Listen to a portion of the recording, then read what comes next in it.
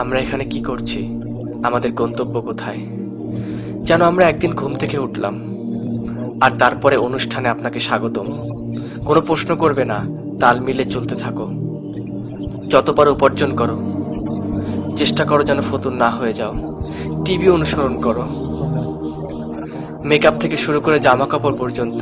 এর চেয়ে বেশি কিছু ভেবো না, যা দেখানো হয় তাই ফলো করো। বিভ্রান্ত হয়ে পড়লে মদ্যপানে লেগে যাও। এখনো মাথায় প্রশ্ন ঘুরছে, রেডিওর ভলিউমটা বাড়িয়ে দাও। ডুবে থাকো নেশা, সেক্স, রক অ্যান্ড রোলে। আমি শুধু জানতে চাই, এই চক্রাকারে ঘুরতে থাকা জীবনধারার বাইরে কি আর কিছুই নেই?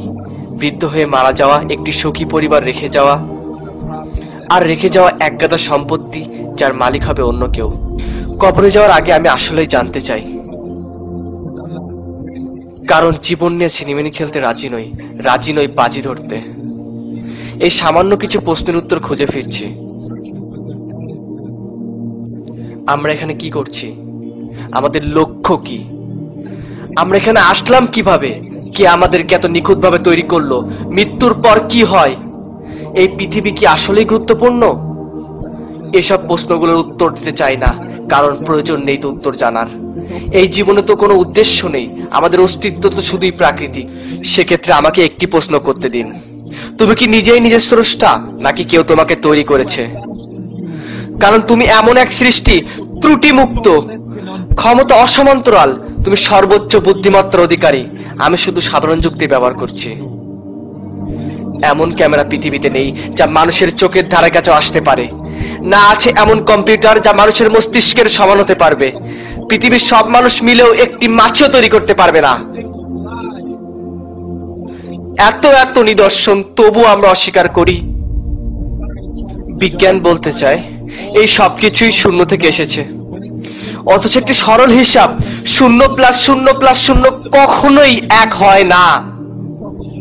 তবে কোথা থেকে এই মহাবিশ্বের নিয়ম এবং বৈচিত্র্য আসলো? সবকিছুই মূল থাকে, আবিষ্কারক কিংবা স্রষ্টা। এই ভিডিওটা দেখতে পাচ্ছেন কারণ কেউ ভিডিওটা আপলোড করেছে। তাই আমরা বিগ ব্যাং বিশ্বাস করতে পারি, বা পারি যিনি তা ঘটালেন তার ওপর। আল্লাহ সবকিছুর এবং সব প্রাণের সৃষ্টিকর্তা, চিরঞ্জীব, প্রভু, সবকিছুর একক তত্ত্বাবধায়ক। সৃষ্টির মতো নন, কল্পনার ঊর্ধ্বে।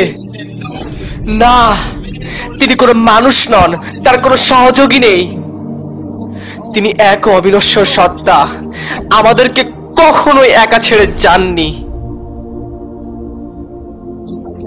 ঠিক সব প্রস্তুতকারকের মতো তিনি আমাদেরকে গাইড বই দিয়েছেন, কুরআন, ইসলাম। দুঃখিত জলদি উপসংহারে চলে আসার জন্য, কিন্তু এটাই একমাত্র সম্ভব। এতে আছে স্রষ্টার যৌক্তিক বর্ণনা, এক এবং অদ্বিতীয়, সর্বোচ্চ ক্ষমতার অধিকারী। কাউকে জন্ম দেননি, কেউ তাকে জন্ম দেয়নি। একটি বই যার শূন্য ত্রুটি, বৈজ্ঞানিক আর ঐতিহাসিক অলৌকিক তত্ত্ব। আজ থেকে 1400 বছর আগে যেমন মানুষের ভ্রূণের নির্ভুল এবং পরিপূর্ণ বর্ণনা, মানুষের ভ্রূণের যে বর্ণনা কোরআনে আছে সেটি 7ম শতাব্দীর বৈজ্ঞানিক জ্ঞান থেকে আসা সম্ভব নয়। পৃথিবীর জন্য পর্বতমালা কিলক স্বরূপ, যাতে পৃথিবী নরম থেকে রক্ষা পায়। বিচ্ছিন্ন দুটি প্রবাহিত সমুদ্রের পানি কখনোই এক হবে না।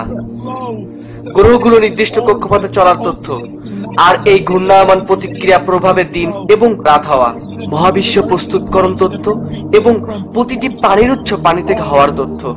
অতীতের শিক্ষণীয় সকল ইতিহাস, বিশেষত ফ্রাউনের লাশ রক্ষিত হওয়ার তথ্য। পৃথিবীর স্থলভাগে সর্বনিম্ন স্থানের তথ্য, যেখানে পারস্য বাহিনী রোমানদের পরাজিত করেছিল। পুরুষের বীর্য নির্গমন পথ, মেরুদণ্ড পাঁজরের মধ্যস্থল নির্ধারণ তথ্য।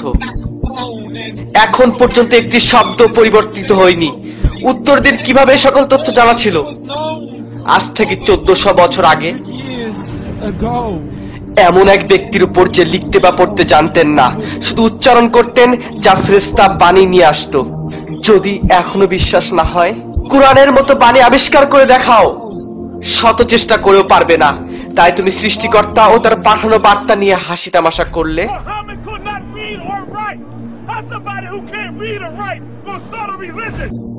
তার বইগুলোকে রূপকথার গল্প পড়ে নাকচ করে দেয়, যাতে আমরা আমাদের জীবন গড়ি লোভ, লালসা, ইচ্ছে দ্বারা। বলে বেড়াচ্ছি জীবন তো একটাই, যত খুশি ফুর্তি করো, আমরা বাঁচবো, মরে যাব, তারপর মাটির সাথে মিশে যাব। তুমি খালি একবারই বাঁচবে, ভুল। গাছপালা মারা যাবার পর বৃষ্টি আসলে নতুন করে তার জীবন ফিরে পায়। আল্লাহ প্রতিশ্রুতি যে আমাদেরকেও ঠিক একইভাবে তিনি পুনরুজ্জীবিত করবেন, আঙ্গুলের ছাপ থেকে নিয়ে পায়ের তলা পর্যন্ত অনুরূপ অবস্থায়। যখন সর্বদ্রষ্টা সর্বশক্তিমান আমাদেরকে এত কাছ থেকে দেখছেন, অবশ্যই আমাদের পরীক্ষা নেওয়া হচ্ছে, আমাদের সম্পদ, স্বাস্থ্য, পরিবার সবকিছুর মাধ্যমে। তাই বিশ্বাস করো, আমরা অবশ্যই পুনরুজ্জীবিত হব এবং ফিরে যাব সৃষ্টিকর্তার সামনে। হিসাব নেওয়া হবে আমাদের প্রতিটি কাজের। যখন তিনি আমাদের আমলনামা দিয়ে বলবেন, পড়ো, ভালো মন্দ, ছোট বড় আর বাকি যা কৃতকর্ম করেছো, তোমার হিসাব গ্রহণের জন্য তুমিই যথেষ্ট। এখন আমার সাথে রাগ করো না। তুমি ভেবেছিলে আমার কাছে কখনো ফিরে আসতে হবে না। তোমাকে পুরো একটি জীবন দিয়েছিলাম আমাকে খোঁজার জন্য, কিন্তু তুমি ব্যস্ত ছিল ওসব কিছু নিয়ে যাচ্ছিল ক্ষণিকের। পড়ো, সুসংগ তাদের জন্য যারা বিশ্বাস করেছে। আর যদি তুমি বিশ্বাস না করো তাহলে পড়ো, সেই দিনটি তোমার প্রথম দিন হতে দিও না। পড়ো।